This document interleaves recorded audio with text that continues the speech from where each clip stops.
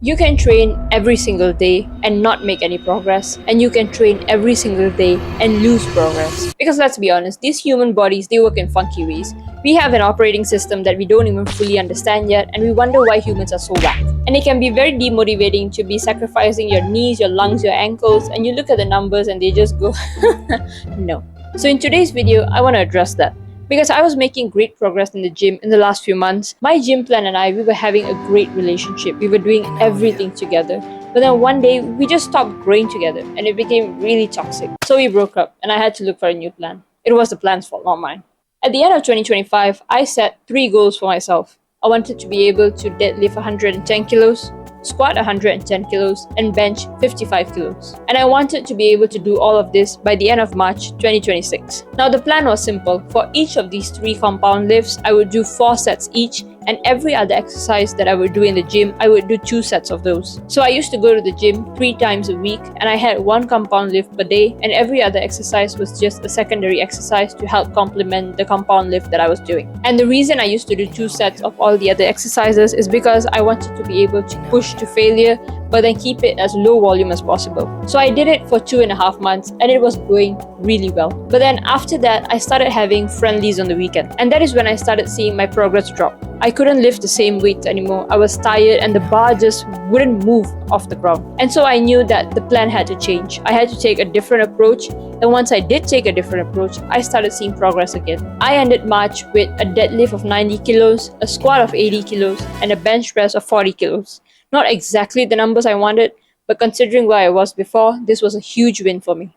Now, the first thing I did to be able to lift more weight in season is that I dropped my sets and reps. Now, I know you want to go on Alex Hormozy, David Goggins, whoever you idolize, I don't care. So how does dropping your sets and reps actually make you stronger? And yes, I know I sound like one of those sussy internet gurus that are trying to scam you, but as someone who has a degree in sports science, there's actually a very strategic way to do that. Now, as I said before, I had games on the weekend. I was too tired to keep up, and so I knew I had to stay fresh not only for the games, but also in the gym if I wanted to make progress. Now, my plan was simple. Drop the compound lifts from 4 sets to 3 sets, and every other exercise on that day, do 2 sets of it, but instead of 8 reps, I started doing 5 reps max. And yes, I know it is less, and it looks like it is a lot less. But in this case, less was more, because this meant that I could stay fresh in the gym and I could keep progressing the weights. For each compound lift, I would do 3 sets of 5 reps. And if I could do 2 sets of 5 reps in a row, then I would increase the weight on the bar. All the other exercises, I would do 2 sets of it, and I would do between 5 and 8 reps. And once I could do that, then I would add weight to it as well. And yes, my aim was to just add weight onto the bar. If your aim is to do more reps, you do more reps. My choices of exercise were 1 compound lift, 1 leg exercise, 1 upper pull, 1 upper push, 1 ab exercise, and 1 plyo exercise. For the upper pull and upper push, I tried my best to choose exercises that have rotation in them. And if you don't know what kind of exercises these are, you can check it out on Matt Stigler's Instagram profile. Because when there is someone out there who's already showing you what these exercises are, why wouldn't you take them? Because obviously good players only copy, but great players, they steal. Now the second one is to do shorter cardio sessions. Because running like a madman or a madwoman or anyone in between isn't going to actually help you improve your cardio. That is just torture without the benefits. You've probably heard that you shouldn't do a 5K and you should do interval training instead.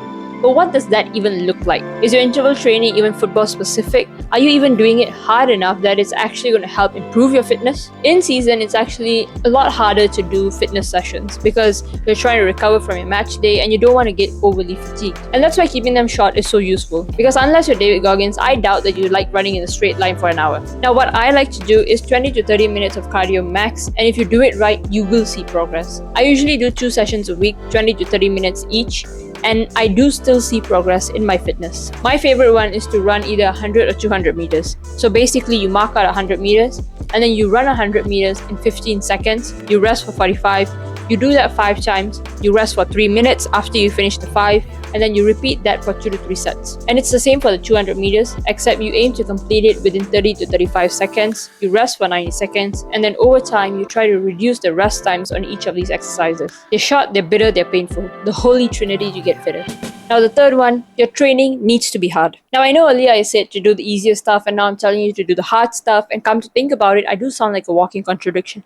What the hell is wrong with me? But anyway, just bear with me for a while. Now, when I say hard, I'm not talking about hard in terms of soreness, but I'm talking about hard in terms of that it challenges you. You will fail the drill or the rep because you're not used to it yet. Most of the time, you back off when you fail a rep. You don't want to feel incompetent, so you keep doing the rep at the same speed. You're afraid to add a new stimulus to it, you're afraid to mess it up because you don't want to look like a fool in front of everyone else. So you end up in what I like to call the ambition graveyard. This is where your ego is intact, but your potential is bruised, or worse, it's just wasted. Hating the training session is generally where you do make progress. If your lungs are burning when you're doing a cardio session, that's true improvement. If you're failing on the 5th rep at the gym, that is when you will see the progress. But you avoid all of that because you hate how it feels. With your technical training, do it faster than you're used to.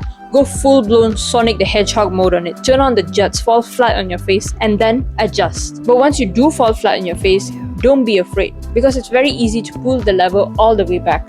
Be sure that you're honest with your adjustment. And over time, you will get used to that speed. You won't fall flat on your face anymore, and then you'll be light years ahead of your teammates. Infinity and beyond! Now, if you've made it this far, congratulations, you're serious about improving your game. So make sure you check out the Tactical IQ Accelerator in the pinned comment down below. Thank you for watching. I hope you've gained something valuable from this video.